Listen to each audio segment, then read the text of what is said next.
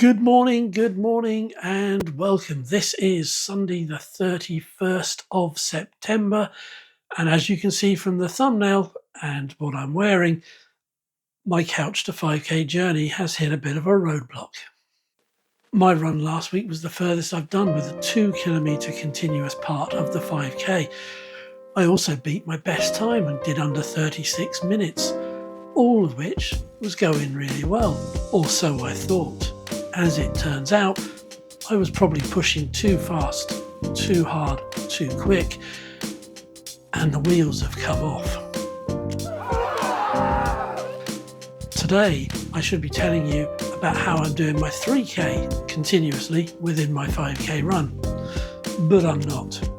I'm here at home, spend most of the week on my couch watching Netflix and YouTube videos and wondering if I'll ever run again. On Saturday, at the end of the run, I was on top of the running world. Everything was brilliant and everything was possible. Today, I'm sitting here and it's not the same feeling. However, that elation only lasted for about 48 hours. When I went out for my run on Tuesday morning, I got about 4.5 kilometres around the course, and then my hip just gave up on me. And I had to hobble home in quite a little bit of pain. The last 500 metres, totally different. So the rest of the week, I've been sat at home, on the couch, watching YouTube and Netflix and wondering what I'm going to do. What am I going to vlog? And how am I going to improve my running this week? Welcome to Looking for My Best Life and my Learning to Run vlog series. Let's see what happened to me and how I can limit the damage it does going forward.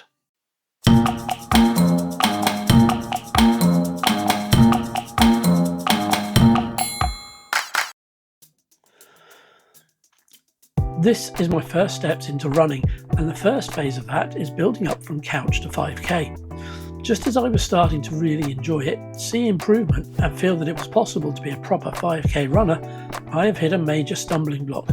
Probably all of my own doing, but with a bit of bad luck thrown in too. I have been walking and running for 3 weeks now, focusing my Saturday runs in Phoenix Park as a way to add a little extra distance into my plan. Over the first 3 Saturdays, I had gone from 500 metres continuous to 1 kilometre continuous, and then last week 2 kilometres of the 5 in a single effort. It was steady progress, it was increasing, and the goal was getting closer each time. Most importantly, I was enjoying it. This week, week 4, was supposed to see me reinforce the 2 kilometre continuous element on each midweek run and build up a little resistance so I could make the step up to 3 kilometres continuous this weekend. I do 3 runs in a week, Tuesday and Thursday mornings before work, off camera, and then the filmed run on a Saturday morning. Setting off on Tuesday AM, all was going fine.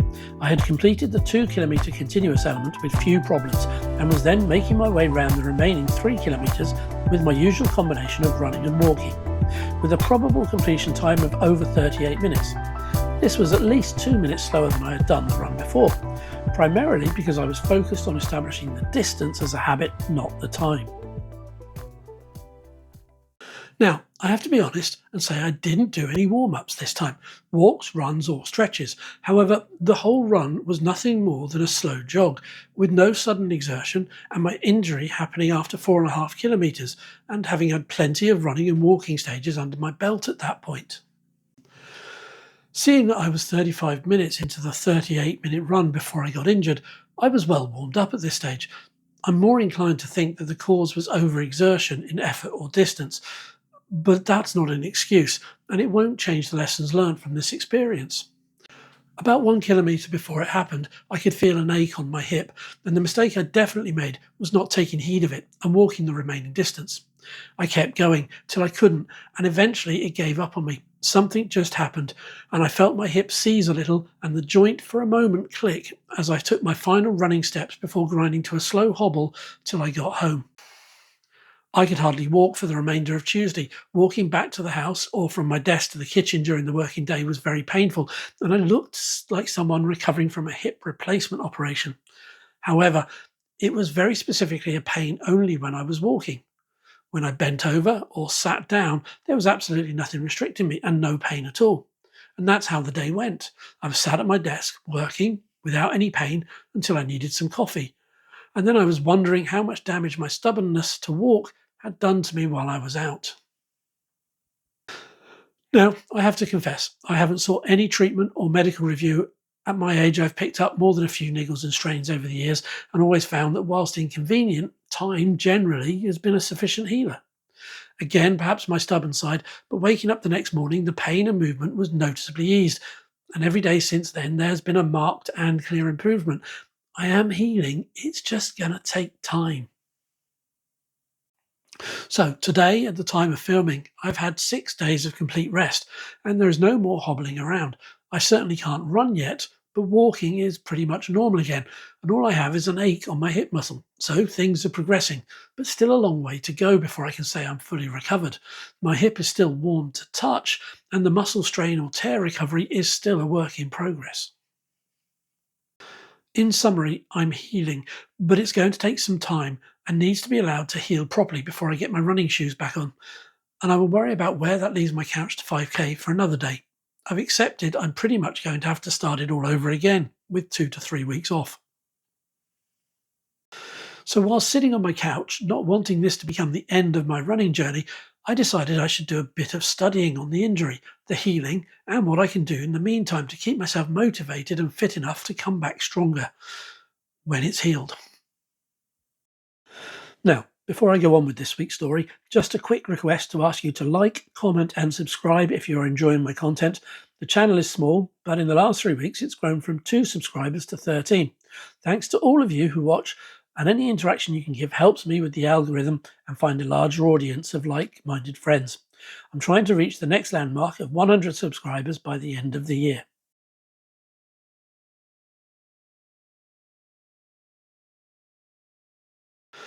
For new runners, injury risk is often higher because the body isn't yet conditioned to the repetitive stress of running. It's definitely the case for me. The most common issues include shin splints, runner's knee, muscle strains, and stress fractures. These happen when muscles, joints, and bones aren't given enough time to adapt to the increased mileage or intensity. Again, that's very much related to me. Poor running form, probably me, and worn out or inappropriate shoes. Yeah, I didn't buy very fancy ones, so probably me again. And hard running surfaces can also add an extra strain. Another risk is doing too much too soon, jumping into long runs or running daily without rest.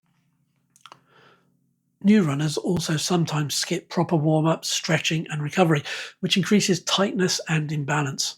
Age, weight and past injuries can further raise the risk. The key to avoiding problems is building up gradually, listening to the body and mixing running with strength and mobility training. With patience and consistency, new runners can progress while minimizing their setbacks. So yes, I'm guilty of ignoring some of those.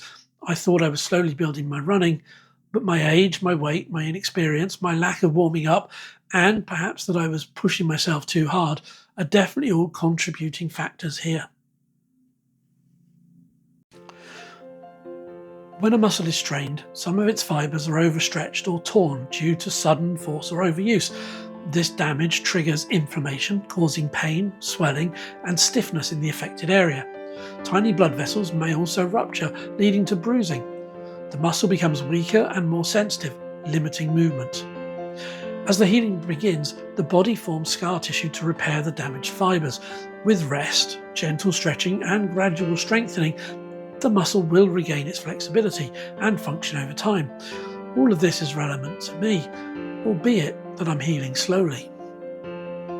Based on the symptoms I've described to ChatGPT, the pain and stiffness on the outside of my hip that's triggered by walking or running, but not by sitting or bending, the most likely muscle involved is the gluteus medius, or possibly the gluteus minimus. These muscles sit on the outer side of the hip and play a key role in stabilizing the pelvis during walking and running. When strained, they often cause discomfort with weight-bearing movements, especially when one leg takes the load. ChatGPT also advised that running likely overloaded the gluteus medius by asking it to repeatedly stabilize my hips with each stride. If the muscle wasn't strong or conditioned enough, the constant stress would lead to small fibre tears.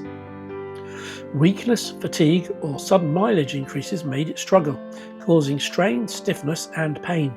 So, this again fits with my running journey and my initial thoughts that I was overdoing it rather than the lack of a warm up specifically.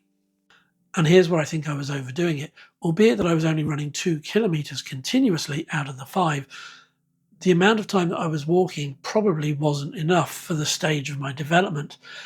And I was pushing my muscles and my bones and my body too hard. And eventually it just gave up on me.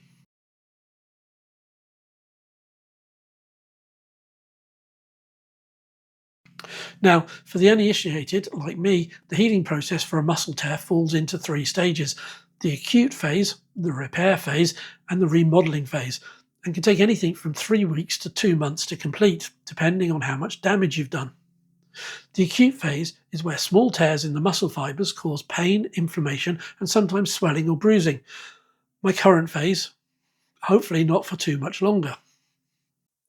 And all I can do is rest and avoid painful activity.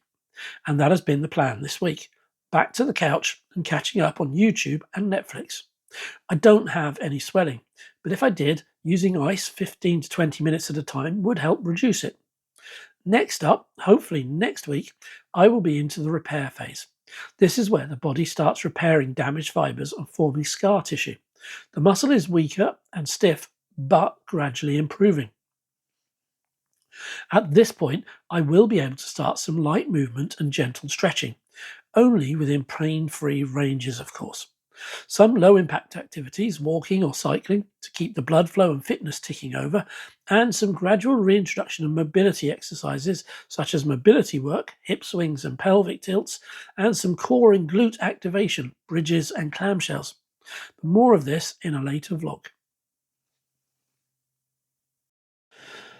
The basic rule of thumb is don't start jogging until you can walk briskly, climb stairs, and perform hip strength exercises pain-free. Not me yet, but I will get there in a few weeks.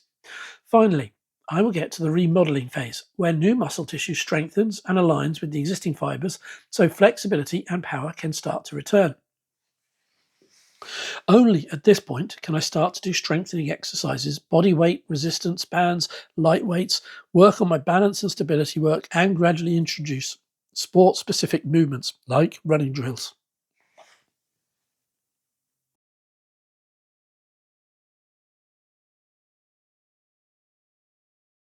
The main things I need to ensure now is that I don't increase the risks of further damage by coming back too quickly.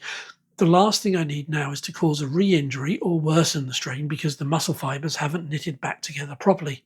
Jogging adds repetitive stress and small tears can reopen, making the injury worse. This would cause me a delayed healing, and instead of maybe a 2 or 3 week recovery, it would easily stretch to 6 or 8 weeks at least.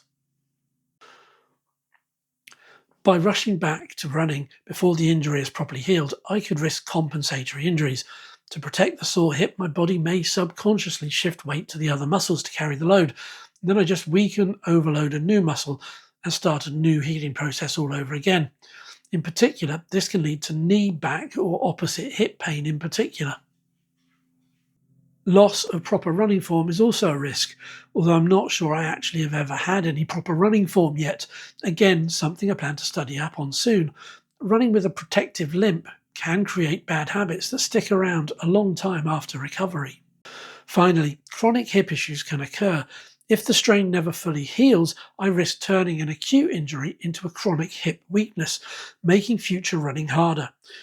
What will I do differently to avoid injuries in the future, I hear you ask? Well, the following changes will be implemented for sure. I'll do warm-ups properly. I'll ease into the run. I'll listen to the niggles. I'll do some complementary strength and mobility work when I'm not running. And I'm going to respect my rest days. So what does my recovery plan look like now? Again, using ChatGPT, here is the suggested low-impact cardio recovery plan I'm going to follow while my hip heals, keeping some fitness without overloading the gluteus medius. Week 1, just complete rest, catch up on Netflix and YouTube. I'm nearly at the end of this now, and a few more days to go hopefully, and the aches will be gone. Week 2. It'll all be about protect and maintain, introducing the exercise bike to keep some fitness levels ticking over. I'll also complement this with some walking, short flat walks and only if pain-free. In week 3, I'll be continuing my walking and exercise bike for general cardio and fitness, and of course continue on my diet. Watching my food will be critical. But this week I'll add some rowing. At first just testing with some short 5-minute sessions, stopping if my hip discomfort increases. Week 4, assuming progress has happened, I should be able to safely increase my strength resistance and begin a little light run-walk program once again. Only if the hip is pain-free in both daily life and any activity I'm doing. When I do get back to actual running again, I need to accept that I have to start again from zero, and that slow is steady and steady is best, and include a warm down stretch after each run. My injury occurred on the 16th of September. I won't be back running at any level again until the beginning of October. Then I'll need to allow at least a month to build back up to the full 5k distance in my first park run. So the new reality is that it will be November. In the long term of running a park run on Saturdays as a way of life, this is nothing in terms of a delay. I just need to focus and accept this new time frame and not rush myself back too quickly. The last thing I want to do is go through this again and lose interest in running.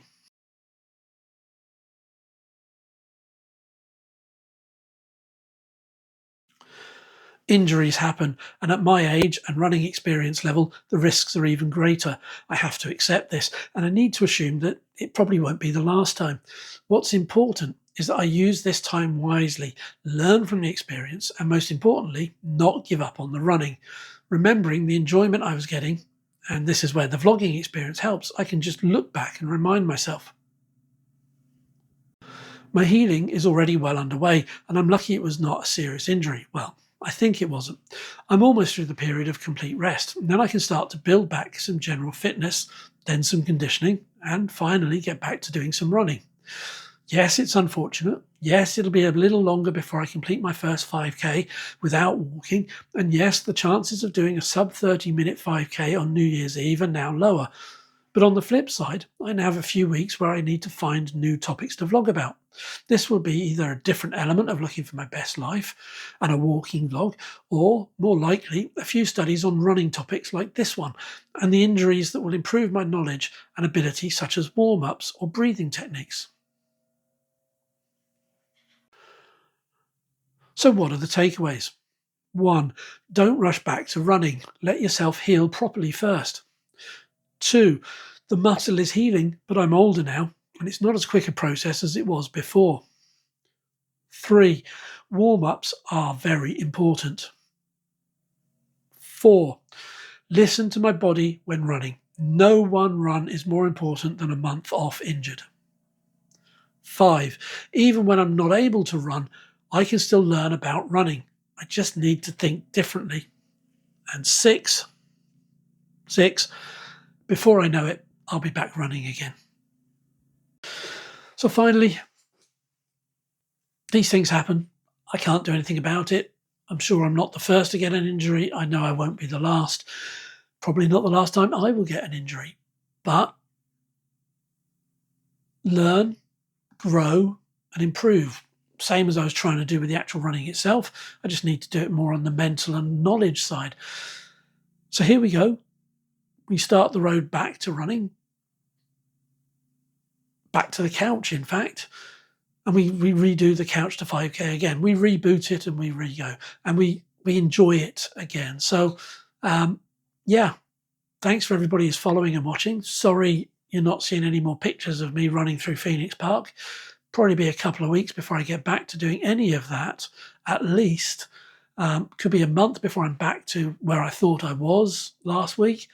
And it's going to be much longer. But I'll still make some vlogs. I'll still find some content to talk about. As I learn more for myself, I'll teach you or talk to you about it. Teach is probably not the right word. I don't know enough to be calling it any kind of teaching, but I'll ramble through what I've learned off of YouTube and ChatGPT. You can decide whether it's any use to you or not, but hopefully follow along.